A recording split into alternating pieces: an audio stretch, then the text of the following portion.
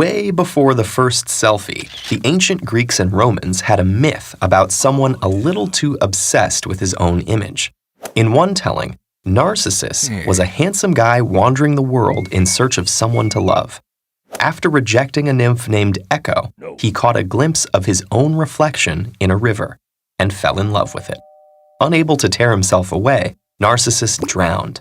A flower marked the spot where he died, and we call that flower the narcissus. The myth captures the basic idea of narcissism, elevated and sometimes detrimental self-involvement.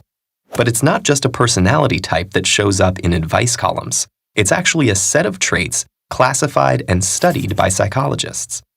The psychological definition of narcissism is an inflated, grandiose self-image. To varying degrees, narcissists think they're better looking, smarter, and more important than other people, and that they deserve special treatment. Psychologists recognize two forms of narcissism as a personality trait: grandiose and vulnerable narcissism. There's also narcissistic personality disorder, a more extreme form, which we'll return to shortly. Grandiose narcissism is the most familiar kind, characterized by extroversion, dominance, and attention-seeking. Grandiose narcissists pursue attention and power, sometimes as politicians, celebrities, or cultural leaders. Of course, not everyone who pursues these positions of power is narcissistic. Many do it for very positive reasons, like reaching their full potential or helping make people's lives better. But narcissistic individuals seek power for the status and attention that goes with it. Meanwhile, vulnerable narcissists can be quiet and reserved. They have a strong sense of entitlement, but are easily threatened or slighted. In either case, the dark side of narcissism shows up over the long term. Narcissists tend to act selfishly, so narcissistic leaders may make risky or unethical decisions, and narcissistic partners may be dishonest or unfaithful. When their rosy view of themselves is challenged, they can become resentful and aggressive. It's like a disease where the sufferers feel pretty good, but the people around them suffer.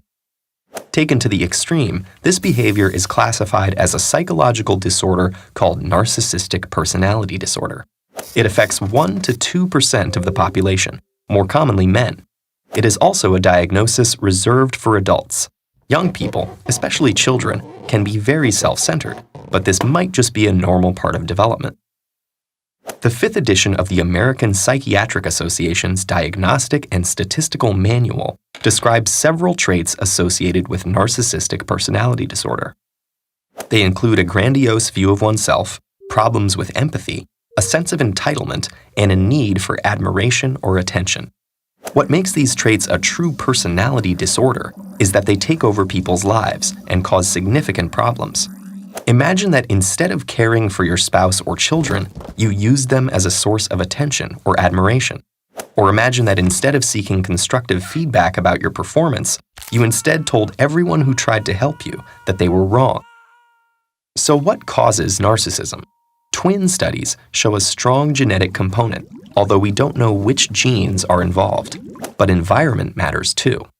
Parents who put their child on a pedestal can foster grandiose narcissism, and cold, controlling parents can contribute to vulnerable narcissism. Narcissism also seems to be higher in cultures that value individuality and self-promotion.